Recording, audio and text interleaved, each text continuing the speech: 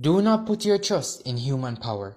During the reign of King Asa of Judah, King Baasha of Israel came up against him and prevented anyone from coming in and out of Judah.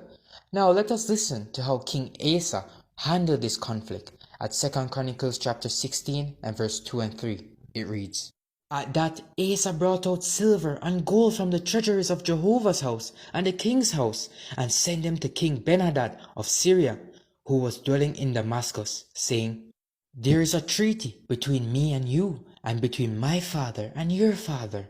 I am sending you silver and gold. Come, break your treaty with King Baasha of Israel, so that he will withdraw from me.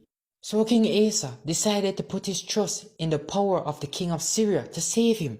But let us listen to Jehovah's reaction to King Asa's decision in verses 7 and 8. It reads, At that time Hanani the seer came to King Asa of Judah and said to him, Because you relied on the king of Syria and did not rely on Jehovah your God, the army of the king of Syria has escaped out of your hand.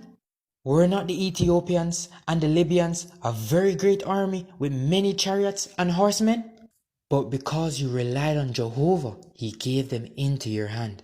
So because Asa did not rely on Jehovah his God to rescue him in his times of distress, the army of Syria escaped his hand, and many years later, during the reign of King Ahaz, the Syrians came back and attacked Israel and carried away many of them captive.